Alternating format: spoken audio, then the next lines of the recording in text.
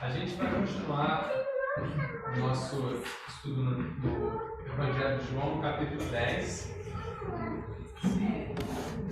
E hoje a gente vai falar do bom pastor.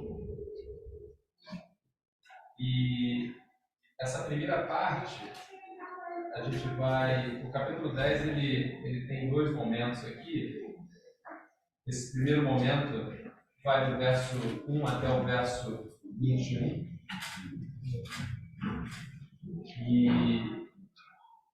E esse momento aqui do verso 1 até o verso 21, ele está dentro de uma construção que começou lá no capítulo 7. Então, eu vou mostrar aqui para vocês, e a gente vai seguir junto aqui,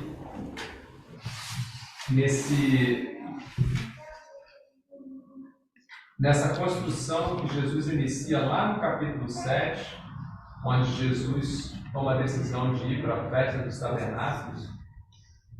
E tudo aquilo que acontece nesse período vai terminar aqui nesse capítulo 10 até o verso 21. Então hoje a gente vai explorar essa primeira etapa e a gente vai ter um outro momento para explorar a etapa seguinte. E essa primeira etapa do capítulo 10, ela começa assim. O verso 1 diz: Eu asseguro a vocês que aquele que não entra no aprisco das ovelhas pela porta, mas sobe por outro lugar, é ladrão e assaltante. Esse é o primeiro verso, e esse é o verso que vai dar para a gente o contexto do que Jesus está querendo falar aqui agora nos versos seguintes. Coisas importantes aqui nesse verso para a gente entender o que está sendo dito. Primeiro, quando Jesus fala eu asseguro a vocês, ele está falando com um grupo de pessoas aqui. E se a gente entende que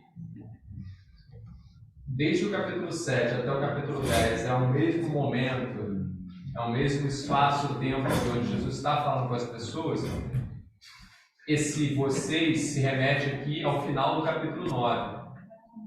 E lá no capítulo 9, o que a gente tinha, lembra? A gente tinha aquele cego que havia sido curado e havia sido expulso da sinagoga. E havia os fariseus. E Jesus estava falando. E o que Jesus falava ali naquele momento? Eu vim para os que eram cegos enxergassem, e para os que cegavam fossem cegos. Tá? Então, naquele contexto, Jesus está falando para um cego que acabou de ser curado e está vendo, expulso da sinagoga, e para fariseus que estão vendo e estão fazendo a pergunta: será que somos cegos? E Jesus ainda fala para eles: vocês, o que dizem que não são cegos, agora vocês são culpados desse pecado. Então esse vocês aqui se remete a essas pessoas. E aí Jesus usa o termo do aprisco das ovelhas. Aquele que não entra no aprisco das ovelhas. O aprisco das ovelhas aqui a gente vai, no estudo de hoje, a gente vai perceber aqui que Jesus está falando ali esse aprisco das ovelhas aqui, a gente vai fazer uma referência ao reino de Deus, mas vocês vão ver ali também que vai ter uma referência a toda a comunidade judaica, os judeus dentro da religião judaica. Então, vão ter duas referências que a gente vai ver ao longo do caminho. Aqui nessa fala, Jesus está falando do reino de Deus, o aprisco das ovelhas como reino. E aí ele faz essa afirmação: aquele que não entra pela porta. Ou seja, ele coloca aqui a porta como o único caminho de entrada, correto, legal. Aquele que não entra pela porta, mas por outro lado, acha outros caminhos, esse é ladrão e assaltante. E aqui fica claro para a gente que naquele capítulo anterior, no capítulo 9, a gente percebe que os judeus eles estão rejeitando a Jesus, rejeitando a Cristo, dizendo que ele é um pecador, porque ele estava curando no sábado, ele não podia estar falando de Deus. E eles estão se colocando no lugar de caminho, ou melhor, de porta ou de veículo, para que aquela comunidade acesse a Deus. E eles expulsaram o cego, porque o cego professava Jesus a partir daquele momento. Mas, por exemplo, os pais do cego, a gente viu lá, eles não falaram nada contra Jesus, porque eles tinham medo de sair da onde? Do aprisco dos judeus, que era ali a sinagoga dos judeus. E Jesus está dizendo para esses homens: vocês que entram, que se colocam no caminho onde as pessoas entram, vocês são ladrões e assaltantes. Tá? Então, para a gente fazer esse exercício, para eu poder trazer com vocês aqui, vamos começar desde o capítulo 7, lá vou fazer umas leituras agora com vocês, desde o capítulo 7, para a gente entender essa história toda que vai culminar no capítulo 10. Lá no capítulo 7, a gente vê que Jesus estava, ele tinha determinado ali mostrar a cegueira da religiosidade judaica para o mundo. E por que ele estava determinado? Porque ele usa a festa das cabanas, a festa dos tabernáculos, né, para se levantar e para testificar a respeito dele próprio como Deus. A gente vai ver ali alguns dos eu sous de Jesus nesse período.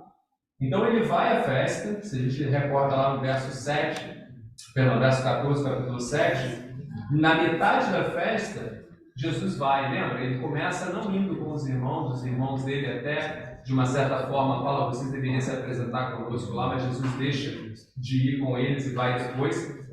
E na metade da festa, Jesus chega na festa, vai ao templo e começa a ensinar. E já nesse momento, o verso 15 diz que os judeus ficam admirados e perguntam: como foi que este homem adquiriu tanta instrução sem ter estudo? Eles não só ficam admirados, mas ao mesmo tempo eles passam a criticar já deste momento, a autoridade de Jesus para fazer o que eles estavam fazendo. Por quê? Porque aquela festa ali era uma festa que os judeus haviam tomado para si como um cerimonial judaico. E Jesus começa, dentro dessa festa, usar elementos dessa festa para mostrar as distorções da religião judaica ali. Então Jesus se levanta no principal momento da festa, no primeiro, né, o texto diz lá que no verso 37 do capítulo 7, no último e mais importante dia da festa, Jesus levantou-se e disse em voz alta: se alguém tem sede, venha a mim e beba. Quem crê em mim, como diz a Escritura, no seu interior fluirão rios de águas vivas. E a gente entendeu ali naquele momento que Jesus, quando fala aquilo, no meio do cerimonial ali das águas, a gente entende que Jesus está vendo que o povo está sedento por Deus, mas os fariseus, os líderes religiosos, eles estão muito mais preocupados com a sua própria religião, cerimonial. Eles não estão ali naquela festa que foi determinada por Deus, com os seus corações voltados, né, para Deus. Então Jesus se levanta e fala: se alguém verdadeiramente tem sede, venha a mim. E ele se coloca ali como sendo esse caminho. E no verso 40, a gente vê que alguns que ouviram essa palavra disseram: certamente este homem é um profeta. Outros disseram: ele é o Cristo. E ainda outros perguntaram: como pode o Cristo vir da Galileia? E aí você começa a ver que os judeus, os fariseus, começam a criticar e diminuir e tentar desconstruir o testemunho de Jesus. Mas eles não vão viver sucesso nesse processo de desconstrução. E aí no capítulo 8, que a gente estudou, eles vão tentar trazer para Jesus um caso que possa colocar Jesus numa condição de queda, que é o caso da mulher adúltera, lembra? Nós lemos disso. E Jesus dá ali uma resposta dentro daquela situação que deixa aqueles homens envergonhados das suas atitudes, né? E aí no verso 12, já do capítulo 8, ele vai falar: eu sou a luz do mundo. Quem me segue nunca andará em trevas, mas terá a luz da vida. E a gente entendeu que Jesus falava isso, que ele era a luz do mundo, com relação à única luz, à única verdade, à única sabedoria. Ou seja, Jesus já estava se colocando aqui em contraponto a essa tradição judaica, essa religiosidade, essa busca da lei, essa busca da autojustificação, né? Da justificação pelas obras. Então a única luz sou eu, não há outra luz além de mim. E mais uma vez, esses judeus, a gente já viu lá no verso 13 do capítulo 8, esses judeus vão desrespeitar ou vão tentar negar esse testemunho de Jesus, vão dizer: você está testemunhando a respeito de si próprio, o seu testemunho não é válido. A gente sabe que lá no capítulo 8 eles vão continuar no debate com Jesus, tentando de diversas maneiras desconstruir tudo aquilo que Jesus está falando. Lá no verso 31, Jesus vai dizer: se vocês permanecerem firmes na minha palavra, verdadeiramente serão meus discípulos, conhecerão a verdade os libertará. E aí esses homens, né, que a princípio pareciam simpatizantes, né, com Jesus, mas quando ouvem da verdade e quando ouvem que precisavam ser libertos, e Jesus está falando aqui libertos dessa cegueira, dessa prisão, né, esses homens vão dizer: nós somos descendentes somos descendentes de Abraão e nunca fomos escravos de ninguém. Como você pode dizer que seremos livres? Então aqui a gente percebe inclusive a mentira, né? Então não são tão cegos como começam agora a responder. Olha, são cegos, mas começam a responder com caminhos maus, começam a mentir. E Jesus, para de uma forma muito direta encerrar essa série de questionamentos, lá no verso 58, no capítulo 8, Jesus vai dizer: eu afirmo que antes de Abraão nascer eu sou. Então Jesus ali já havia testemunhado que ele era a luz do mundo, já havia testemunhado que ele era o caminho, que a verdade era ele. Esses homens continuam rebatendo e começam a apelar, e Jesus fala: olha, vocês estão presos a Abraão e a lei, mas antes de Abraão ser eu sou. E essa fala de Jesus traz ali nos judeus esse entendimento de que, olha, ele está afirmando que ele é Deus. Eles pegam, né, pedras para apedrejar a Jesus, e Jesus sai do meio deles. E aí a gente entra no capítulo 9, que estudamos semana passada, onde Jesus vai agora de uma forma, não mais através de conversa e diálogo, mas de uma forma milagrosa. Ele vai fazer um milagre agora para mostrar de novo o mesmo tema, que é o quê? A cegueira. Então o que ele vai fazer? Ele vai pegar um cego de nascença e vai curar esse cego de nascença. E o texto começa mostrando essa cegueira nos próprios discípulos, que perguntam, né, quem pecou, este, né, ou seus pais? Ou seja, os próprios discípulos estavam presos a um entendimento que vinha do próprio judaísmo, de que o pecado era algo que poderia ser cometido até mesmo no ventre, ou poderia ter sido algo herdado pelos pais.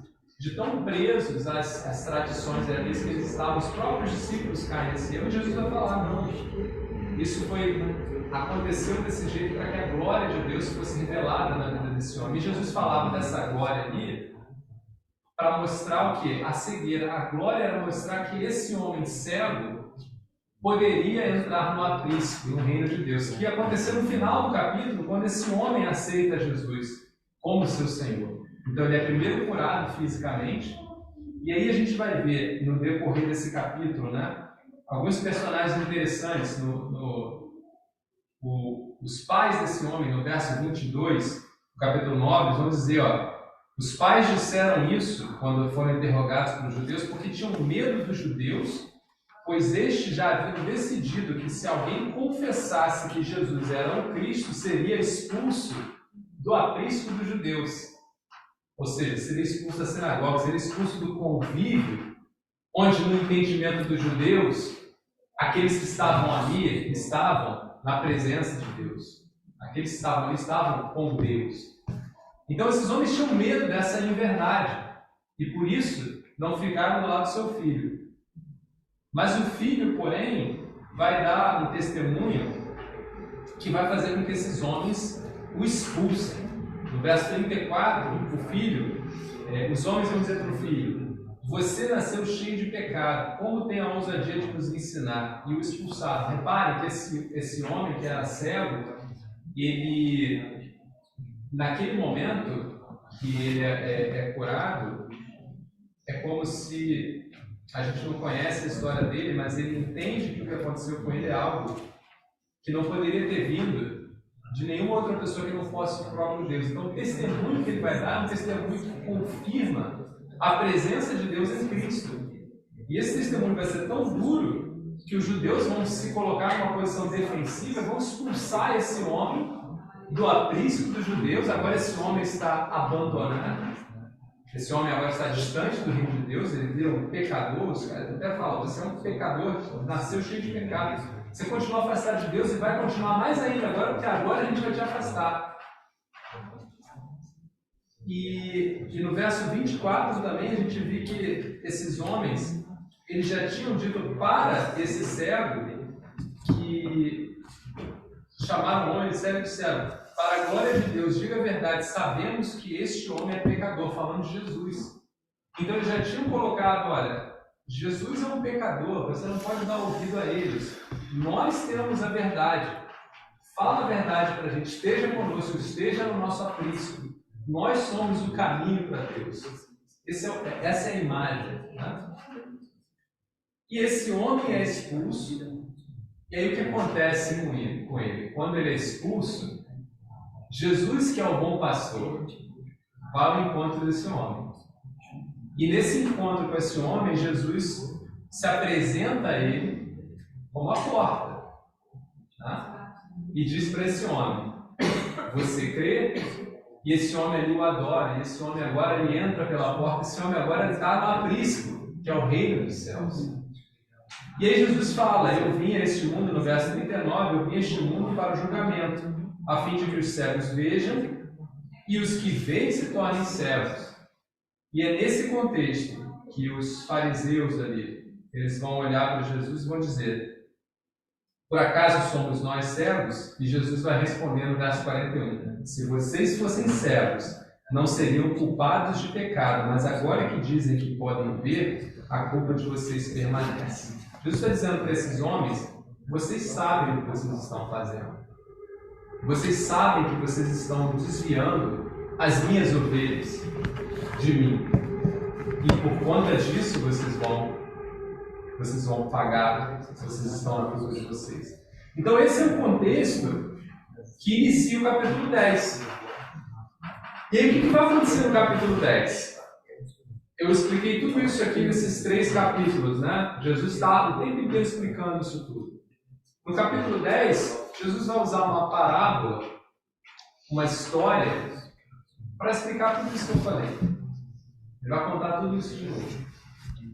Por isso que eu repeti várias vezes o aprisco aqui, o reino de Deus. Depois ele vai falar vai ter uma parte aqui no início que ele vai falar que nesse aprisco aqui eu tenho as minhas ovelhas, mas eu tenho ovelhas em outro aprisco. Aqui ele está dizendo, ó, aqui no meio do povo judeu eu tenho aqueles que são as minhas ovelhas.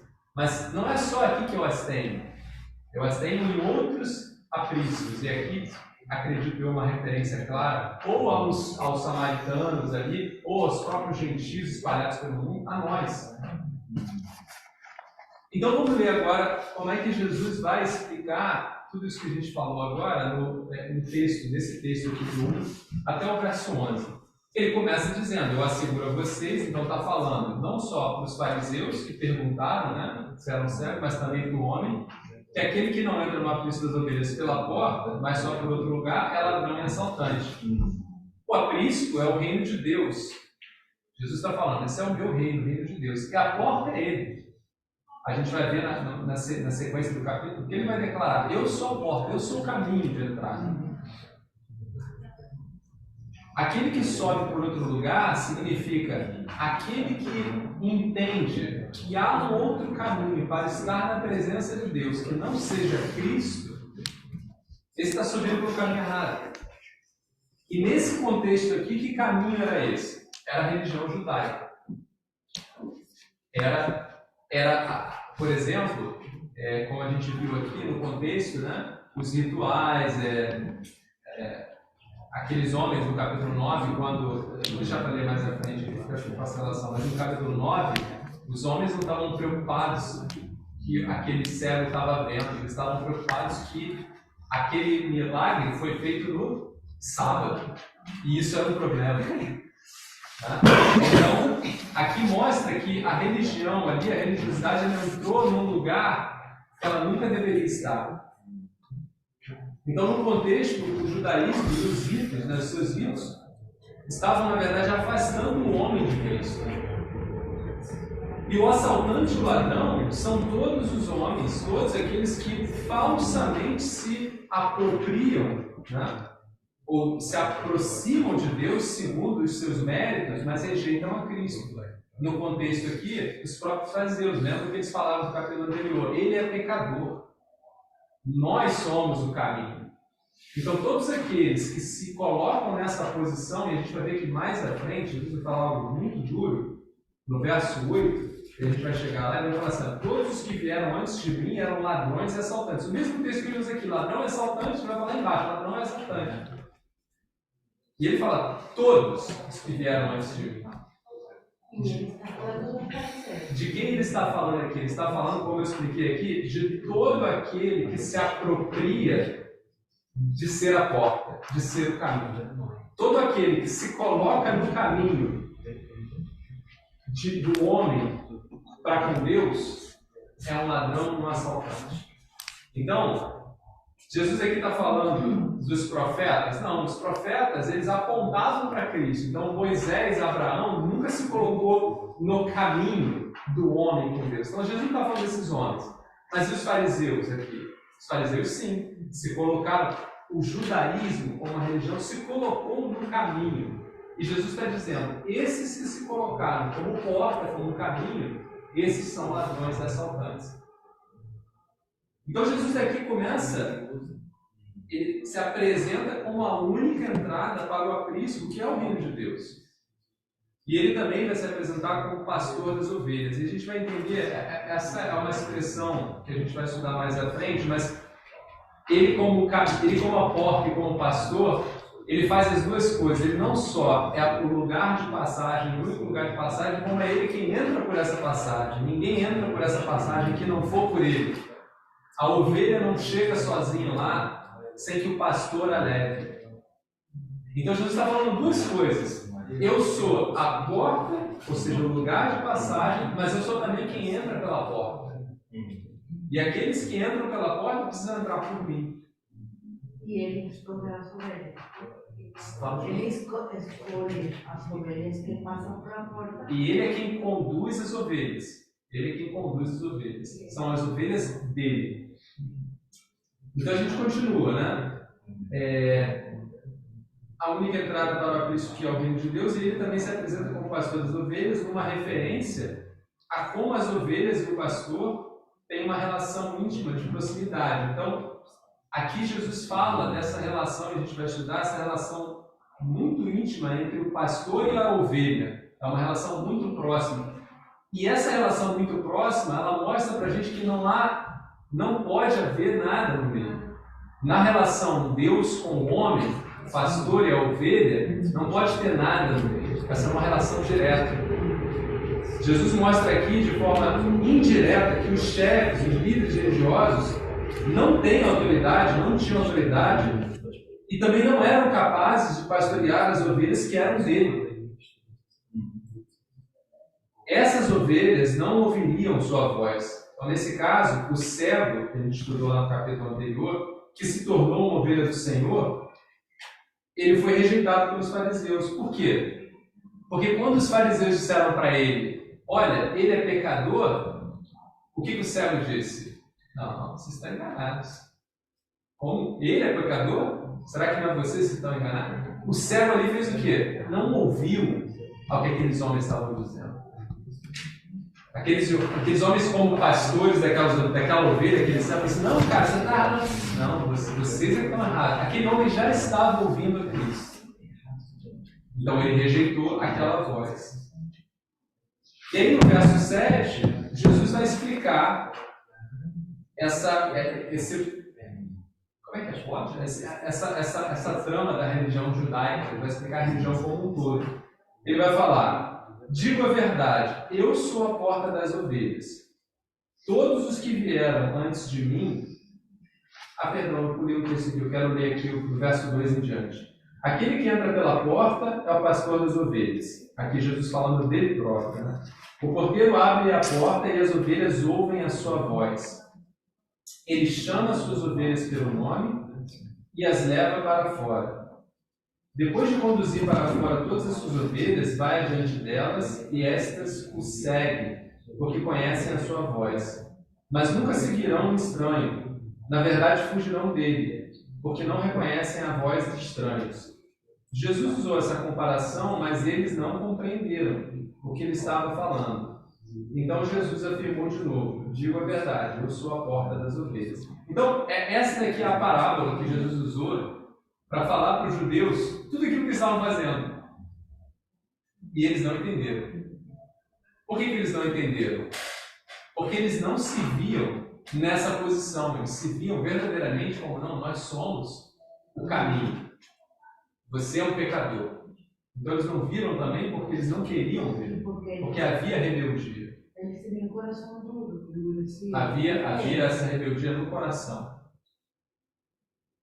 Então aqui a gente vê, como a gente já falou aqui, nessa relação, e Jesus vai repetir mais embaixo, nos versos seguintes vai repetir, por isso que eu vou passar um pouquinho mais rápido aqui, que há uma relação muito forte entre as ovelhas que são do pastor. As ovelhas que são do pastor, elas são conhecidas. E esse conhecer aqui, que é o conhecer que fala de conhecer da voz, mais à frente a gente vai ver que ele conhece pelo nome.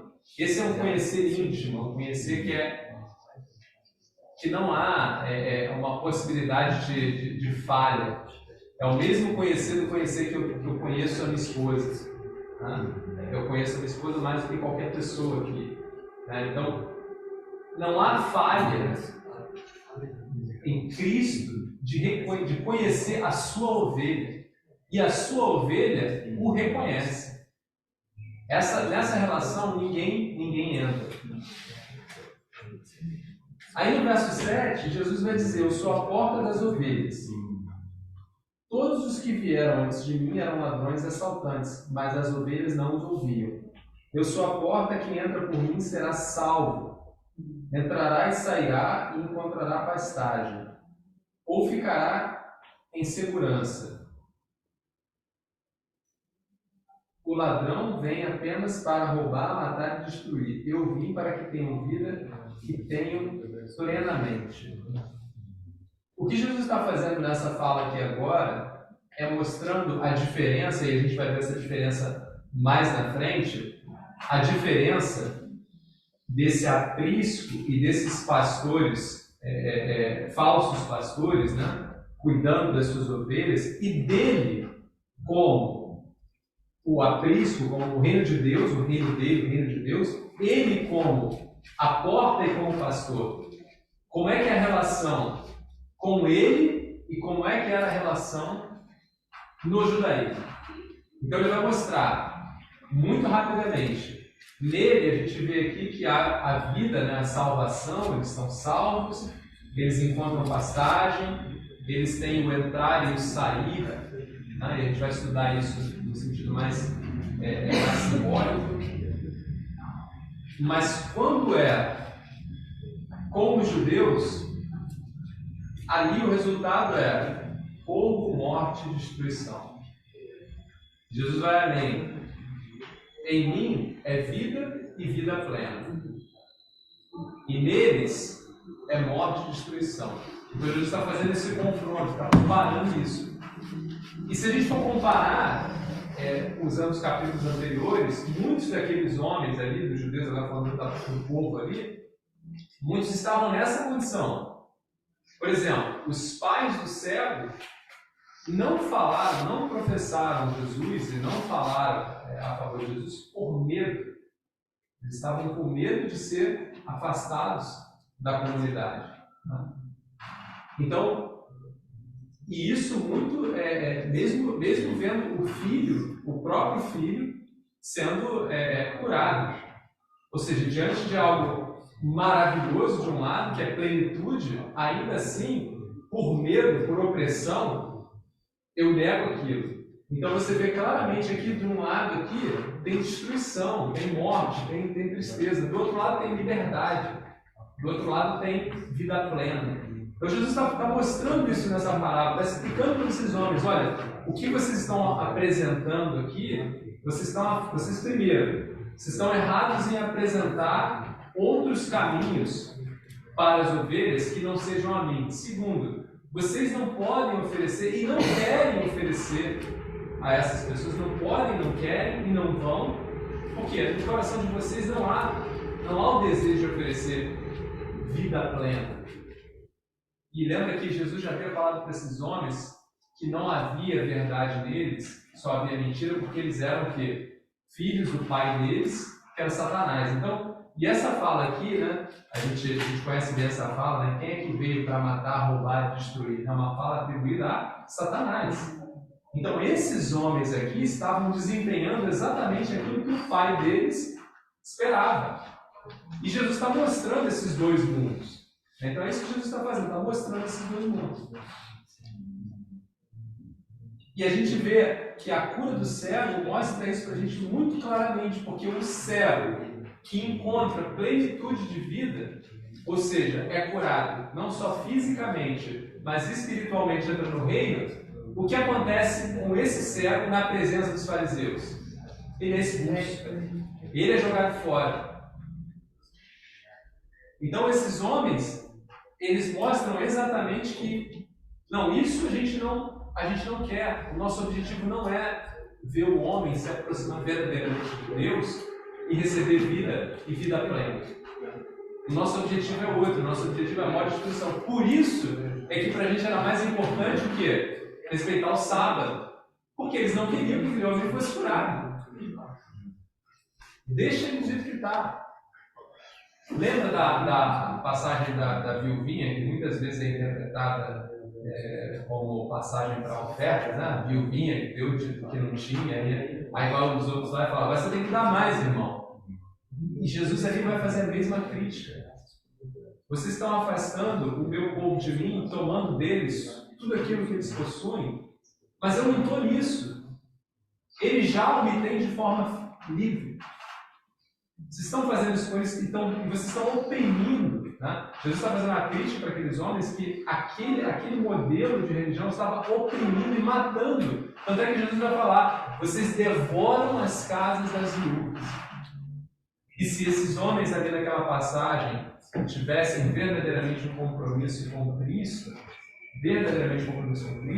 eles iam se lembrar dos profetas, e lá na palavra em Deuteronômio, até em Levítico também fala, as viúvas eram de responsabilidade, assim como os órfãos, de quem?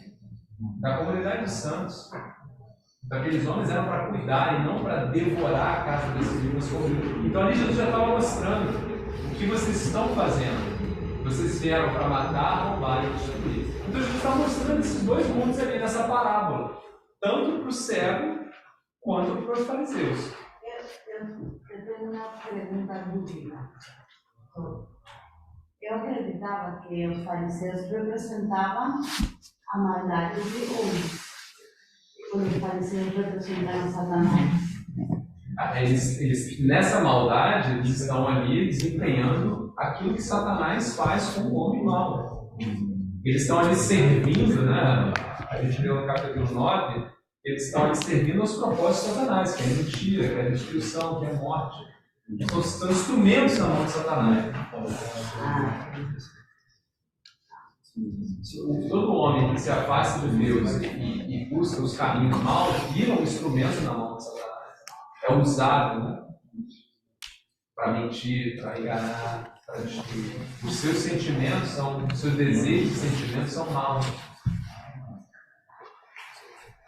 Então, eu não vou seguir aqui, eu vou parar no verso 11, porque no verso 11 ele vai dizer assim, No verso 10, o ladrão, a gente chegou no verso 10, o ladrão vem para matar, roubar, destruir, ou vir para que tenham vida e vida plena. E aí ele vai continuar no verso 11 em diante, e eu quero explorar isso em uma outra oportunidade, falando de Jesus como pastor. E o que eu quero que a gente reflita hoje, que é o ponto que a gente vai chegar. Então, Jesus está mostrando o que está acontecendo.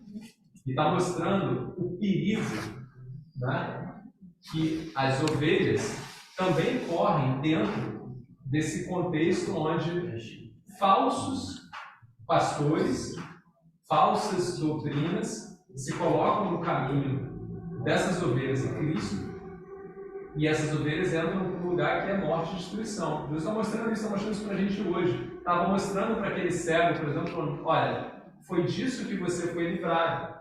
Né? E estava mostrando para os judeus, olha, vocês estão fazendo isso. Né? Então, o que é importante para a gente ver? Né? É importante para a gente observar que isso acontece na nossa vida hoje. Né? E a pergunta é, como é que a gente se afasta disso? Né? Como é que a gente... Porque nessa parábola aqui, a gente sabe que Jesus aqui, então, ele é o bom pastor, ele está mostrando isso, né? Porque o vinho, ele falou ali na frente, né? Eu dou a minha vida pela ovelha, eu cuido, no meu reino ela é livre. A gente sabe que ele é o bom pastor, mas existem aqueles que enganam. E nós somos quem? As ovelhas. O povo são as ovelhas. Então a pergunta é, como é que a ovelha decide então? No caso do cego, o que aconteceu ali?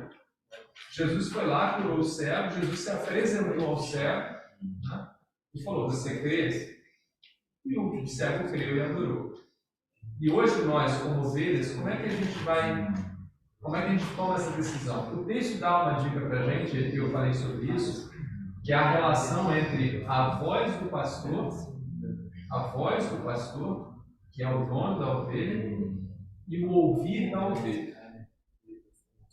E é nisso que a gente precisa se apegar. Como a gente vai discernir a voz do bom pastor?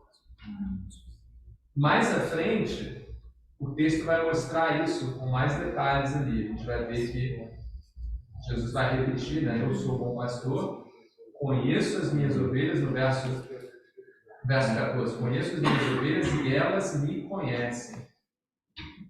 Conheço as minhas ovelhas e elas me conhecem. No verso anterior que nós lemos, o pastor das ovelhas chama as suas ovelhas, lá no verso 13, ele chama as suas ovelhas pelo nome e as leva para fora.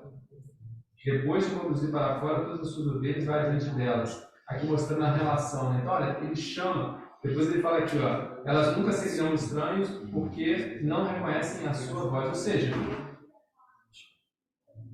Cristo nos conhece pelo nome, Cristo nos chama e nós ouvimos a sua voz, como ovelhas. A pergunta é como? Como não somos distraídos, ou como não estamos distraídos ouvindo a voz que não é de Cristo? E eu acho que essa pergunta ainda é uma pergunta pertinente para nós hoje. Naquele momento ali, vocês vão ver que no final desse trecho de 1 a 21, lá no verso 21, ou melhor, no verso 20, muitos daqueles homens, muitos deles diziam, ele está endemoniado, enlouqueceu porque ouvi-lo. Olha, por que ouvi-lo? De novo, por que dar ouvidos? Mas outros vão dizer, essas palavras não são de um endemoniado. Pode um demônio abrir os olhos dos cegos? Alguns vão ficar intrigados com essa palavra, eles vão dar ouvidos. Então, entendo que essa pergunta ela é pertinente para a gente hoje. Naquele momento ali, hoje a gente não tem mais, ou melhor, tem, o judaísmo ainda está aí, mas a gente vive um contexto hoje, várias outras igrejas. Como a gente discerne a voz do bom pastor? Eu acho que dentro desse texto aqui, essa é uma das perguntas que a gente precisa explorar e vou trazer uns textos para a gente ler. O que eu tentei falar hoje aqui é mostrar o quanto a voz errada o quanto a voz que se coloca como porta, que se coloca como caminho, o quanto ela leva à destruição. O quanto a destruição aqui, ela é bem representada, mostrada por Jesus aqui, que é destruição de morte. Destruição com força de verdade. E a gente vai explorar também, que acho que talvez seja a parte mais bonita, que é tudo aquilo que no momento em que a gente ouve a voz do pastor, quando a gente ouve a voz do pastor, o que engloba esse ouvir dessa voz? Jesus já fala algumas coisas que são muito significativas, né? Ele fala aqui da salvação, e essa salvação que está aqui, naquele momento podia representar não só a salvação física, ali, que você está protegido, mas aqui a salvação eterna. Aquele servo, ele foi salvo eternamente, ele estava liberto em Jesus. Jesus fala aqui de pasto, Jesus fala aqui de liberdade, ele vai sair, Paulo vai falar da liberdade que nós temos em Cristo. Então, a beleza que existe, que Jesus vai resumir aqui na vida e vida plena, essa plenitude que existe quando ouvimos a voz do pastor. Então tem o perigo de não ouvir a voz e tem as maravilhas de ouvir a voz. Tudo está nesse texto. E a pergunta que a gente tem que estressar é como a gente discerne a voz? Como a gente discerne a voz, sim? Então eu queria ler para os irmãos Hebreus 3, 12 e 15, só para mostrar o quanto é importante esse discernimento. Hebreus 3, 12 e 15. 12 a 15. O Miguel está botando na tela ali, a gente pode ler juntos. Isso é para mostrar a importância que existe no discernir a voz do Senhor. Aqui o autor está dizendo, a gente pode começar no 12, né? Cuidado, irmãos, para que nenhum de vocês tenha um coração perverso e incrédulo, que se afaste de Deus vivo. Ao contrário, encorajem-se uns aos outros todos os dias. Aqui a gente já tem uma dica do como ouvir a voz, né? E é isso que eu quero buscar com os irmãos ao longo dessa semana. Né? Encorajar-se uns aos outros, ou seja, os santos, né? A comunidade dos santos precisa se encorajar para discernir a voz do Senhor. Durante o tempo que se chama hoje. E esse tempo que se chama hoje é em todo momento. Não é hoje agora. É esse hoje agora, por acaso, porque é o momento que a gente está vivendo, mas é o hoje amanhã, é o hoje depois da manhã, é hoje a cada momento que a gente vive. De modo que nenhum de vocês seja endurecido pelo engano do pecado, pois passamos a ser participantes de Cristo desde que de fato nos apeguemos até o fim à confiança que tivemos no princípio. Por isso é que se diz, se hoje vocês ouvirem a sua voz, não endureçam o coração como na rebelião. Eu tenho uma pergunta. Passa. A gente, como Deus endurece nosso coração, ou a gente se afasta de Deus? As duas coisas são possíveis. E automaticamente tem o coração endurecido. As duas coisas são possíveis. A gente tem no texto lá mais clássico para a gente, quando o faraó, Moisés está ali tentando tirar o povo, então há momentos onde Deus endurece o coração do faraó para que a glória de Deus seja vista pelos israelitas, pelos hebreus ali, pelos servos, mas há outros momentos em que o próprio faraó endurece o coração. Então, as duas coisas acontecem. Aqui fala de nós quando temos a possibilidade de ouvir a voz do Senhor. Então, por exemplo, quando nós podemos nos encorajar uns aos outros, todos os tempos, todos os momentos e a gente não busca isso, isso pode ser entendido, por exemplo, como um endurecimento.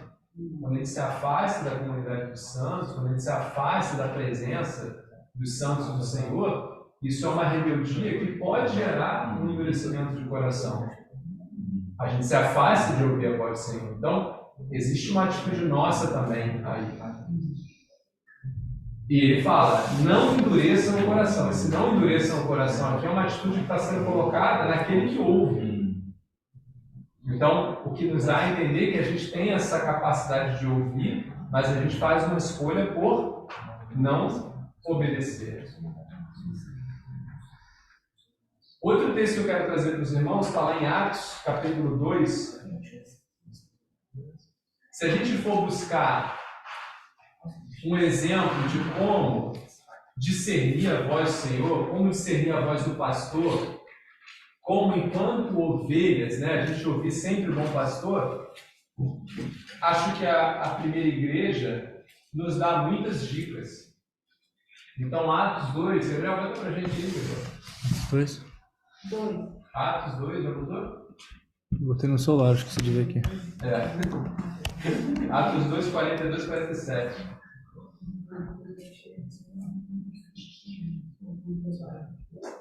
A primeira igreja, ou seja, a comunidade dos cristãos primitivos, aqueles que muito cedo, né, aceitaram o Senhor, olha o que eles faziam. Eles se dedicavam ao ensino dos apóstolos e à comunhão, ao partir do pão e às orações. Todos estavam cheios de temor e muitas maravilhas e sinais eram feitos pelos apóstolos.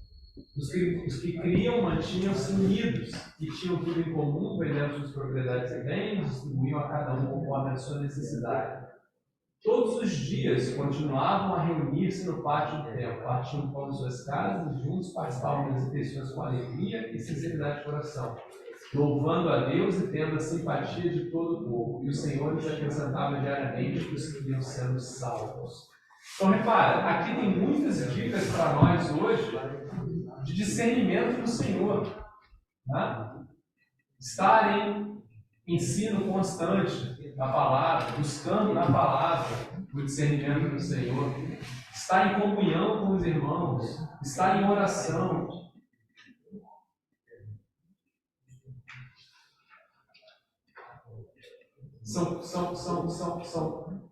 São momentos na vida do crente que precisam ser buscados, que precisam ser alcançados, né, com sinceridade de coração. Se eu não sei fazer, se eu tenho dificuldade, né? Ora ao Senhor.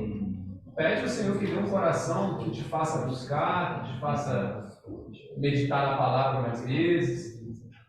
Eu não estou dizendo aqui que a gente vai sair daqui fazendo tudo, todo mundo da mesma forma, porque estamos todos numa caminhada, né, onde o alvo é Cristo. E nessa caminhada, cada um tem uma velocidade, uma forma, um caminho diferente.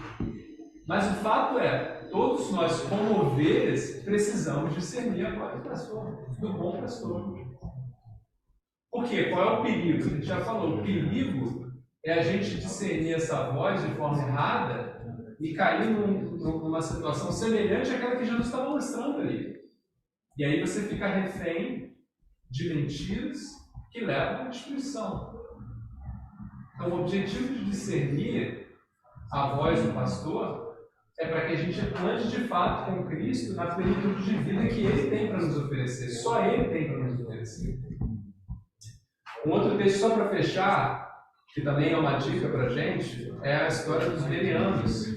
Paulo, lá no capítulo 17 de Atos, que pode botar para a gente também, mas é uma história muito comum, 17, 10, 12, Biel. Os cristãos de Bereia, que era uma cidade, eles, quando recebiam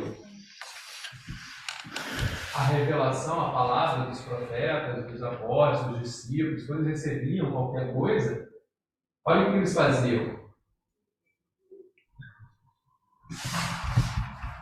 Botou lá, Bel. Olha lá. Logo que anoiteceu, os irmãos enviaram Paulo e Silas para Bereia. Chegando ali, eles foram à sinagoga judaica. Os bereanos eram mais nobres do que os tessalonicenses. Fala da nobreza dos bereanos. Eles conseguiam discernir a vontade do Senhor, né? Pois receberam a mensagem com grande interesse, examinando todos os dias as Escrituras para ver se tudo era assim mesmo. Está vendo? Então, eu recebo, estou na comunidade, recebo aquela revelação, aquela informação, mas eu vou na palavra de Deus. E a palavra de Deus confirma a voz do Senhor.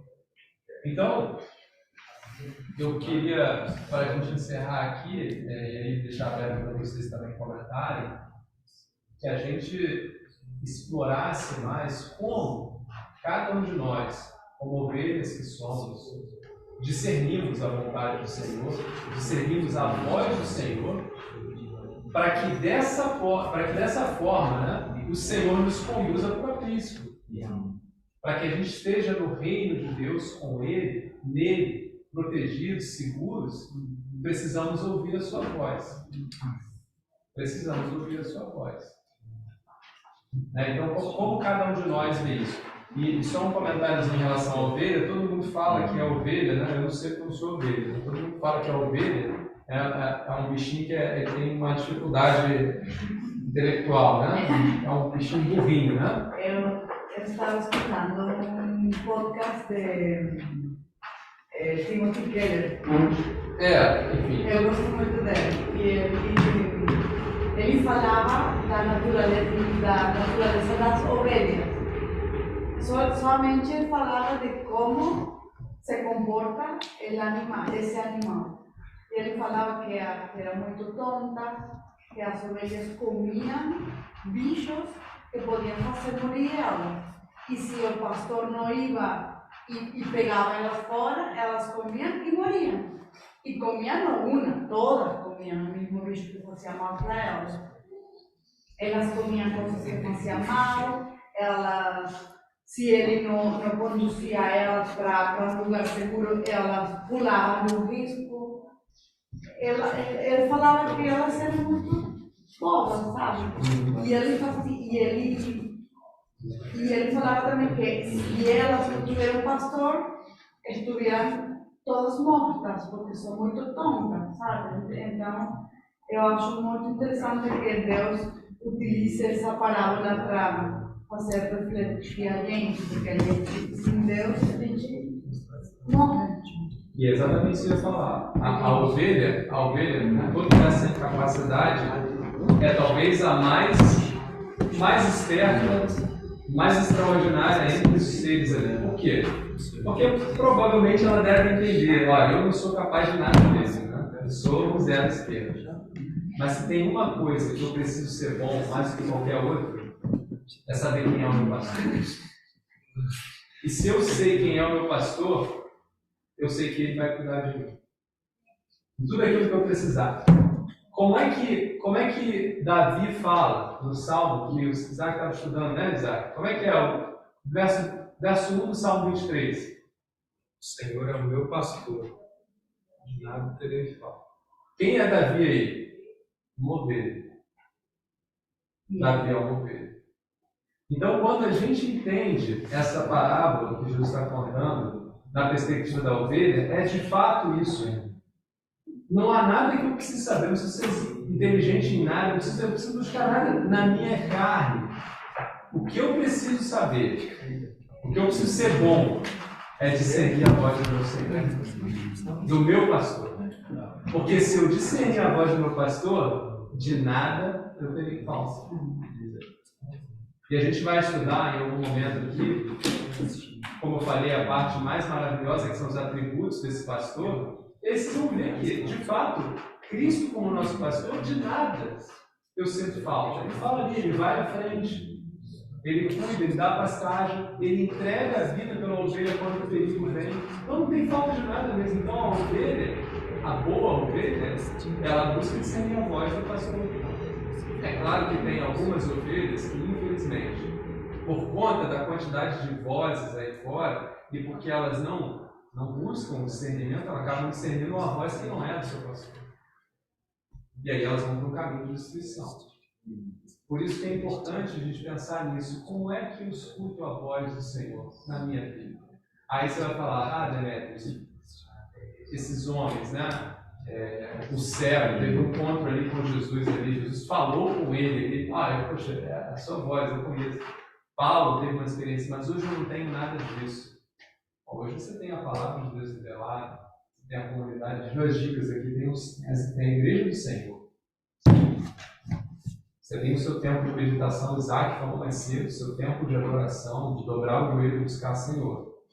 Me ajuda a discernir os seus caminhos. Façam como os bereanos, vão na palavra. Avalia, Pedro vai falar que a palavra de Deus, ela não é produto do homem. Ela é a revelação de Deus para nós. A palavra é viva. Essa palavra aqui tem poder de mudar o nosso entendimento. Mas nós precisamos buscar esse sentimento. Aberto para comentários, adições. Acho que mais que toda essa questão que a gente tem as dicas, tem a palavra de Deus, a gente tem uma coisa que também antes as pessoas não tinham, inclusive nessa época é o Espírito Santo também. O Espírito Santo foi colocado nos nossos corações no momento que a gente aceita Deus e a maior maneira da gente ouvir a palavra de Deus, na verdade, é através do Espírito Santo. Não é? E a palavra Jesus deixa claro ali, né, quando ele manda o Consolador, ele fala: eu vou enviar o Consolador e ele nos fará lembrar de tudo que eu vou dizer. Então o Espírito Santo nos fará, e ele faz, né? A palavra de Deus diz que o Espírito Santo intercede por nós com gemidos lá que não são nem expressos na nossa da forma como a gente pode imaginar. O Espírito Santo ele testifica ao nosso coração aquilo que vem do Senhor. Então, de fato, temos todos servos do Espírito Santo de Deus. Mas Paulo fala, né, que a gente não diminua, que a gente não sufoque a ação do Espírito. O que é isso? Não extinguais. Não extinguais, não sufoque, né? Quente, é a palavra de... O que é isso? O Espírito Santo está falando no seu coração, está te dando, né? Pega a palavra, leia, estude, e você, não, mas agora é a hora da mercadoria, não vou. Isso você está resistindo. Você está aqui na pergunta sua, Anjo, endureceu o coração, endurecendo o coração. Hoje tem Mitel, poxa, uma oportunidade de estudar a palavra lá, mas eu estou ficando cansado, porque eu vou no outro. Não é que aqui vai ser bom, mas é uma oportunidade que talvez o Espírito Santo está falando no seu coração. Não vá, vá ler a palavra, vá confraternizar com os santos, vá compartilhar. A igreja de hoje, ela se relaciona pouco entre irmãos, tá? Tem muito pouca comunhão, ela estuda muito pouco a palavra, muito pouco. Você entra na maioria das igrejas, a mensagem são 3 versos, que geralmente de capítulos diferentes, e dão uma pílula, né, para aquele dia. E aí você sai dali, você não vai pegar mais aquela palavra, você não vai nem checar se aquilo que foi falado ali, de fato faz sentido com o texto de onde foi tirado. E aí você vive sobre aquilo. Tudo isso, no final de uma caminhada, leva você a enxergar, ouvir uma voz que não é a voz do nosso Senhor. E aí as suas atitudes são atitudes que não são condizentes com o nosso Senhor. E isso leva à destruição. Esse caminho é um caminho de morte.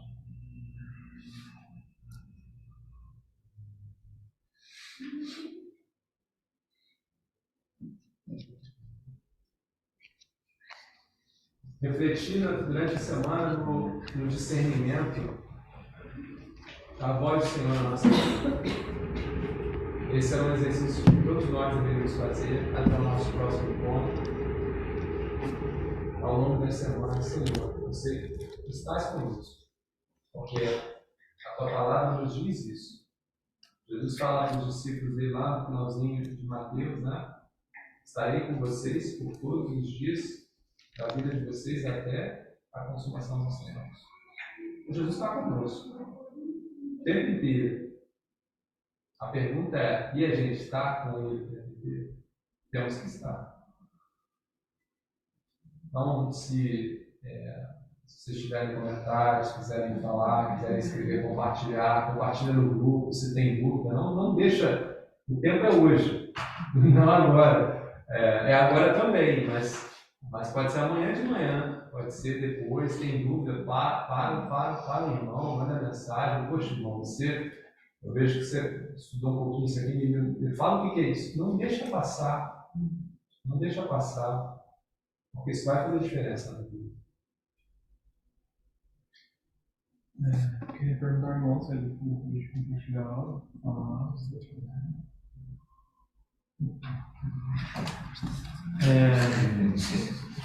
Tem um texto em Lucas 2.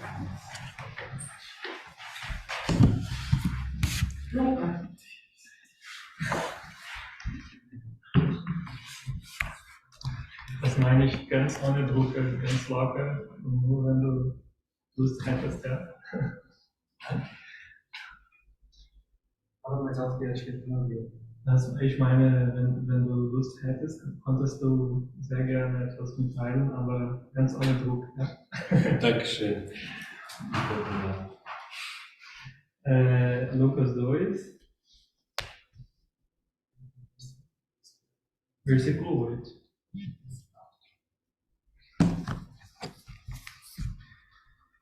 Havia naquela mesma região pastores que viviam nos campos e guardavam seu rebanho durante as vigílias da noite.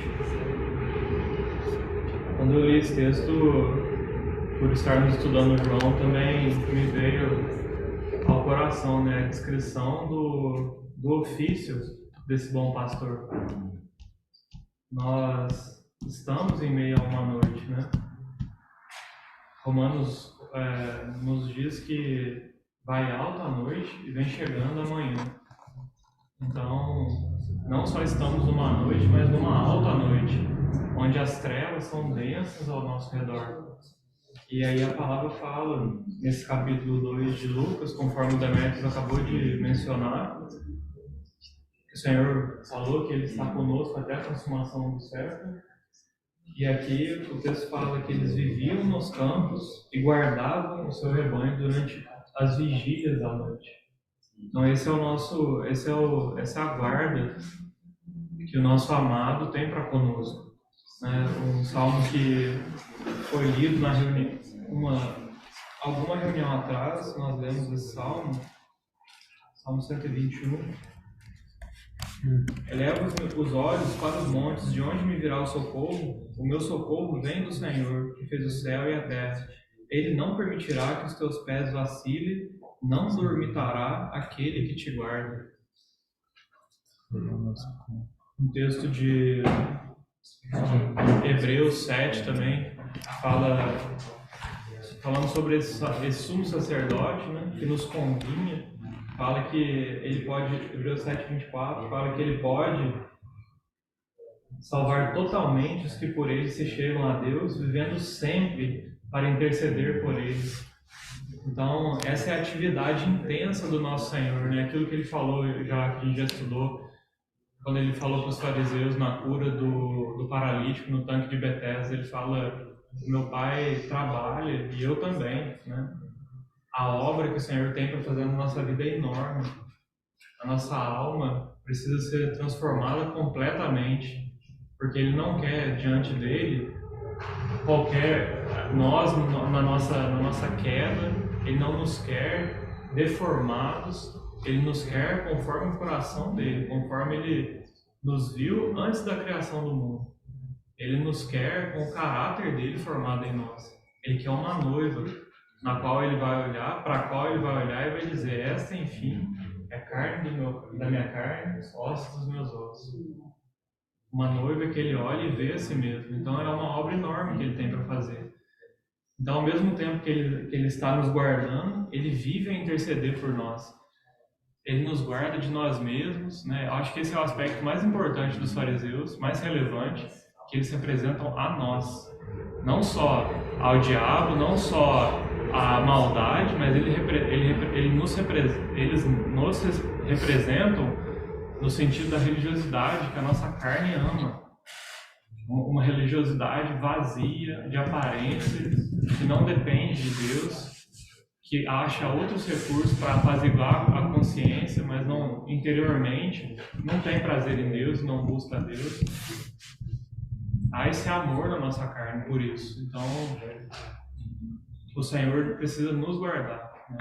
Há um texto em Zacarias que diz que as ovelhas se cansaram do pastor.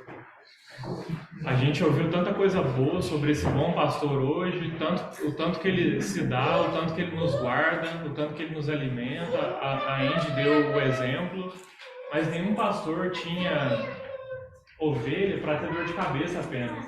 Ele esperava algo da ovelha. ele receberia a lã da ovelha, o leite da ovelha, eventualmente a carne da ovelha. Nós, como ovelha, não temos nada para oferecer para o nosso Senhor. Mas, quando nos tornamos a ovelha dele, ele nos deu algo que nós podemos oferecer para ele, que é o que ele quer. Ele quer cuidar de nós para ter esse algo. E esse algo é a própria vida dele. Ele quer que essa vida dele cresça nessas ovelhas. Que essas ovelhas andem pelos caminhos dele e jorrem da vida dele para o agrado dele, para o louvor dele. Então,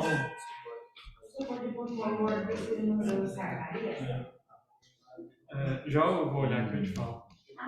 Então, que o Senhor, olhando para nós, para a nossa condição, para a nossa pobreza na nossa carne, Ele possa encontrar corações dispostos a buscarem esse ouvir a voz dele. Boaz é um símbolo de Cristo na Bíblia. Ele fala para Ruth não ir buscar, para ela não ir rebuscar nos campos vizinhos, para permanecer nos campos dele. O mesmo desejo há no coração do nosso Senhor, para que essas ovelhas não vai buscar pasto em outro lugar, porque, como a Indy já compartilhou, é mortal para vocês. Buscar se alimentar de coisas desse mundo, de coisas em você mesmo, fontes que são envenenadas, né? Ele tem toda a plenitude, ele nos oferece tudo nele. Então, que haja disposição, que não sejamos ovelhas como essas que se cansam do pastor, que acham, é uma loucura, mas isso há em nós. Que o Senhor nos guarde de nós mesmos e encontre em nós reação a essa graça, que dispõe o nosso coração a buscar, a amar essa voz, desejar essa voz acima de tudo e de todos. E aqui, o que está falando, a gente vai explorar com mais detalhe, que é quem é esse pastor, né? E o que é a vida com esse pastor. E a coisa principal, que Jesus já vai falar aqui, já nesse texto, né? A principal coisa que ele faz, né? É que esse é o pastor que entrega a sua vida pela ovelha. Então, a principal coisa que nos permite estar de novo com ele nos céus é que estamos lá pela vida dele próprio. Nenhum outro pastor. O pastor da Bíblia tem uma referência, né? O pastor Davi foi pastor, e Davi lutou com o leão, Davi lutou.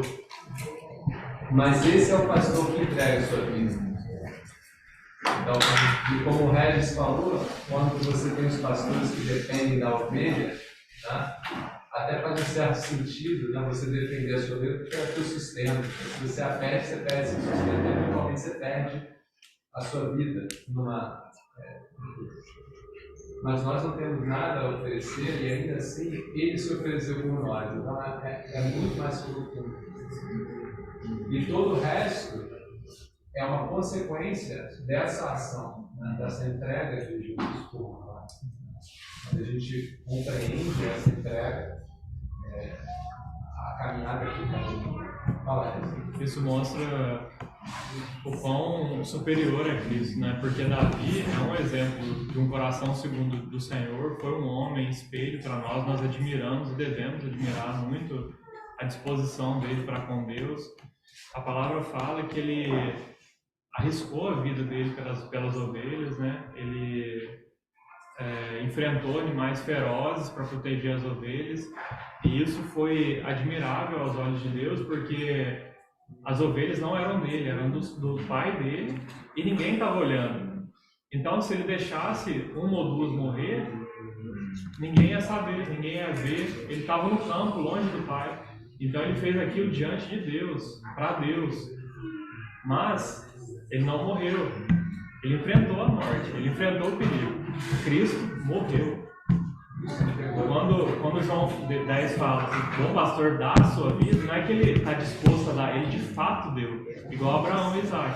Isaac é o tipo de Cristo, mas Deus, ele pôs a mão, ele não permitiu que Abraão sacrificasse o filho dele. Mas ninguém pôs a mão e ofereceu um substituto para o filho do Pai Celestial. Esse não foi poupado. Então, esse é o amor do bom pastor, bom superior. Ô Isaac, eu queria contar uma coisa que você pode ajudar aqui, e Biel também. Senhor, eu sei. Quem tentará o braço? Nossa, eu pensei nesse Quem tentará. Eu já estava no coração mais cedo, eu pensei, né? Eu foi isso mesmo. Exaltamos o coração. Andy, Zacarias 11.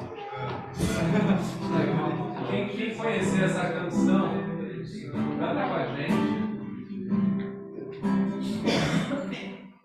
Declaramos as tuas maravilhas. Seu Espírito se manifestará nesse dia,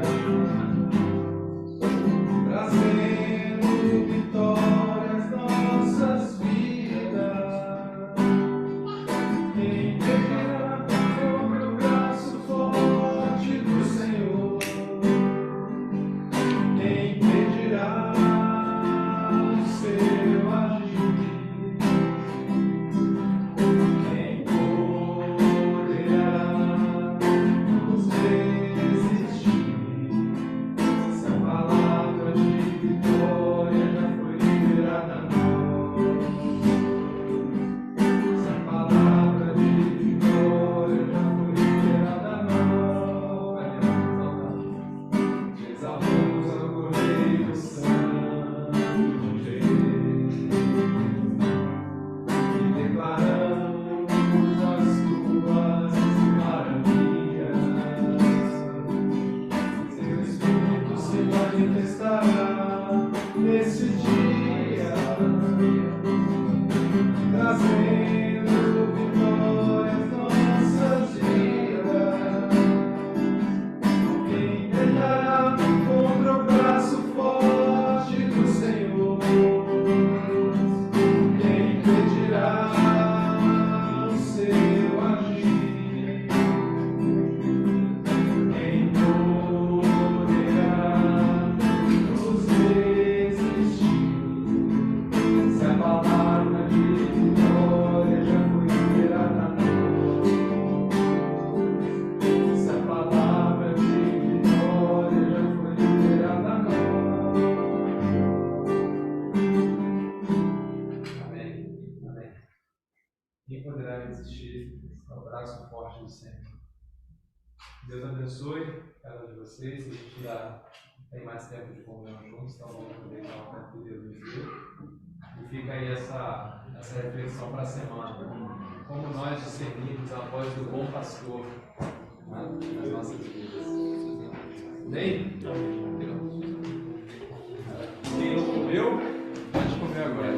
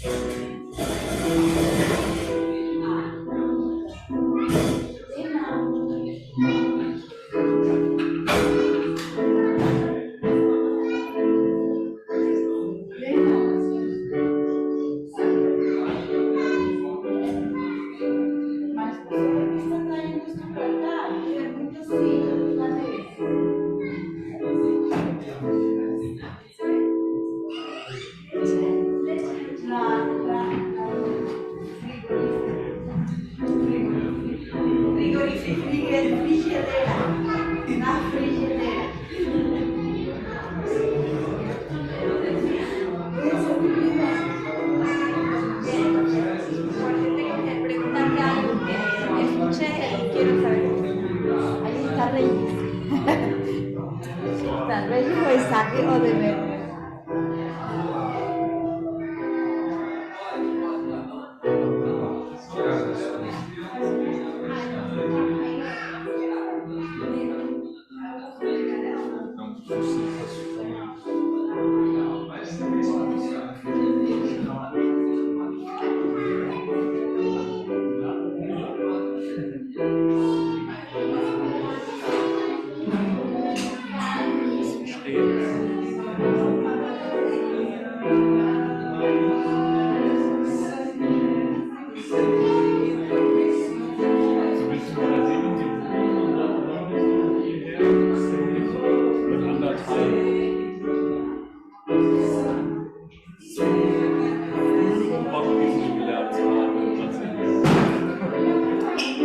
Ja, ich wollte adoptieren und bin dann nur mit deutschen Menschen aufgewachsen. Aber ich habe seit ein paar Jahren Kontakt mit meiner Familie in Brasilien. Aber wir können im Moment nur über Google Übersetzer sprechen. Aber ich versuche mal so.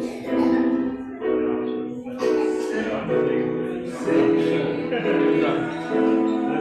Ich glaube, das Schwierigste wahrscheinlich, das kann sein, ja. Wo aus Brasilien kommst du her? Ah, okay. Welche Stadt?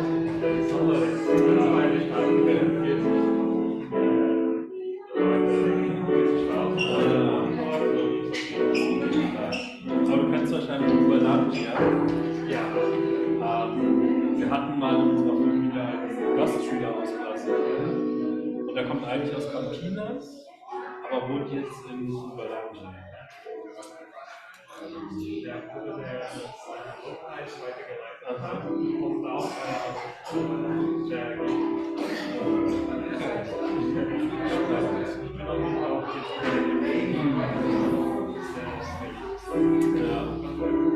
Wie lange bist du schon in Deutschland?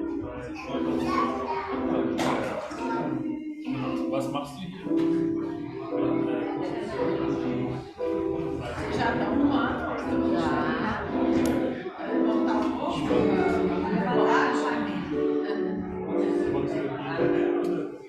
Genau, ich wohne mit ihm zusammen.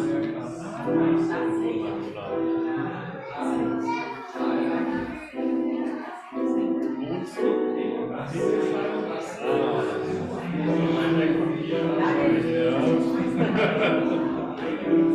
Gute Gegend auf jeden Fall. Und hast du schon in Brasilien Deutsch gelernt oder hast du dir Deutsch gelernt? Ja.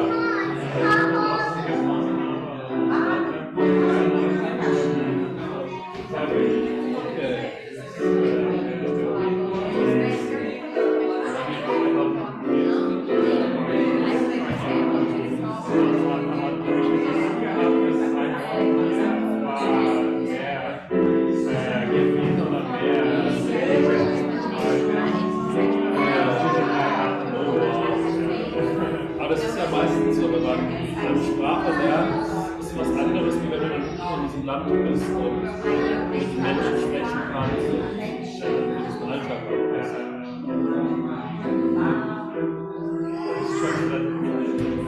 Bis jetzt seit der Geburt noch nicht, aber ich gehe nächstes Jahr im Sommer. Also in Deutschland sogar. Ja, August und September.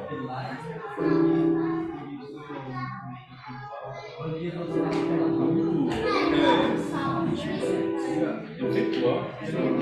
Ah, schade, dass wir zusammen gehen können.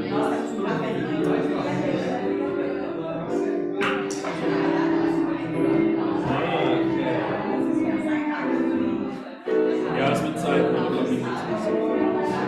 Zeit mit uns. Und auch mein Heimatland. Das ist sehr wichtig.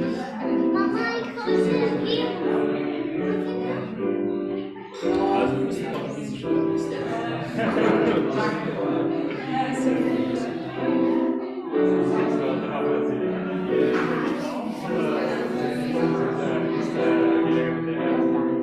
Nicht der erste, aber ihn kenne ich glaube ich am besten.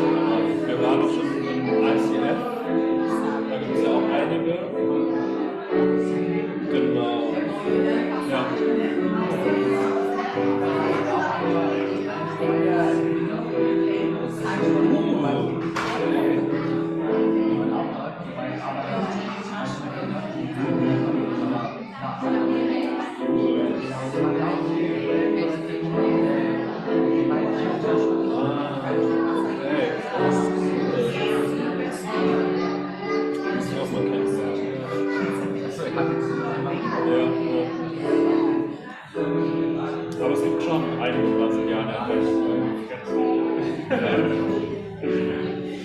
Deutschland gehört uns Brasilianer.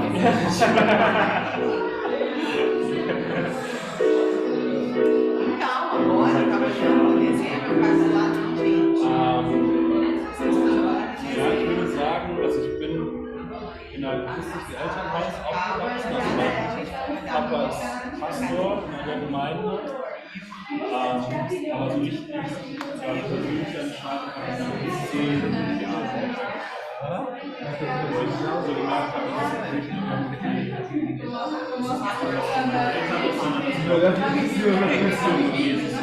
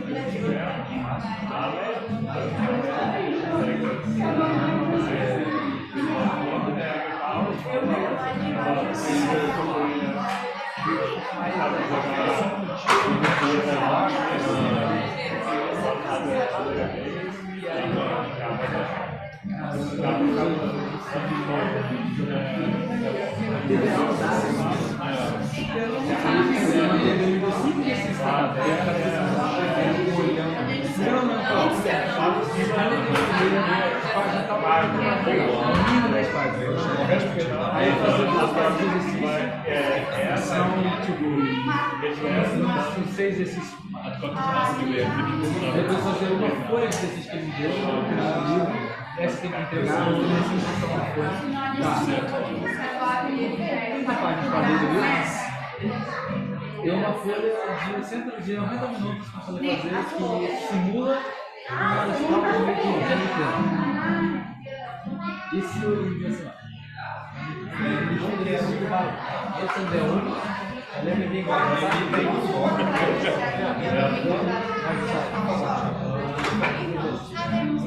Das ist sehr schön.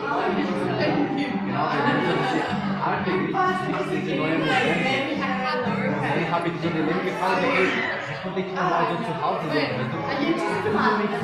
YouTube-Video oder und der sagt, das kann ich da machen, weil das alte griechische das emotional, genau, und nur diese Text, ja. Nein, das tut mir leid. Ich schicke einfach die Dokumente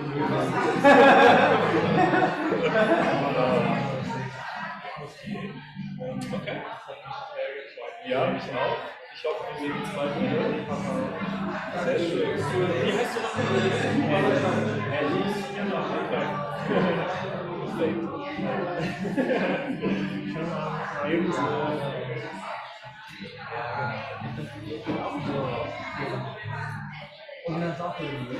Genau. Weil wir gleich kurz ja, aber er ist schon so zwei Stufen. Er ist schon ein Nein, nicht mehr als Kirche. Aber ja, Griechisch wird eine Herausforderung. Und er lernt jetzt noch eine Sprache aus. Ah, ja. Latein ist schon. Ja, genau. Ja? Aber ja, in der Schule. Ja, musst du das erkennen? Genau. Das erkennen. Du kannst in Deutschland, also wir lernen als erste Fremdsprache Englisch und dann gibt es irgendwann die Möglichkeit, eine zweite Fremdsprache zu lernen. Und dann lernst du meistens Französisch oder Latein. Genau.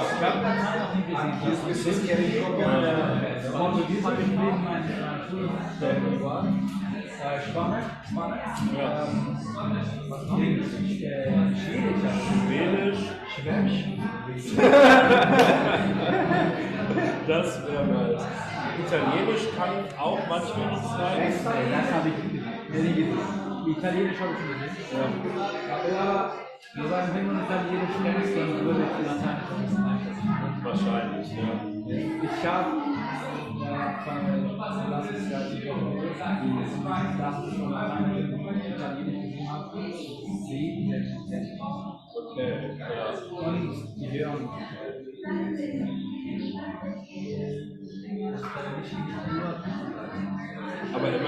Wichtig. Lhasa. Lhasa ist auch. Lasagne. Vino, Lasagne. Spaghetti, Bolognese, Carbonara. Aglioli. Ganz viel mehr Italienisch. Aber wo musst du jetzt Latein lernen?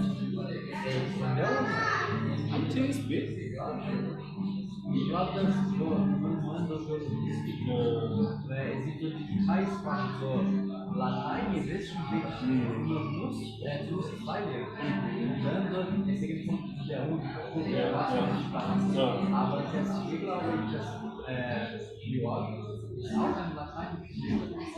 Aber ich weiß nicht, aber glaube ich, nicht auf jeden Fall. Aber ich glaube,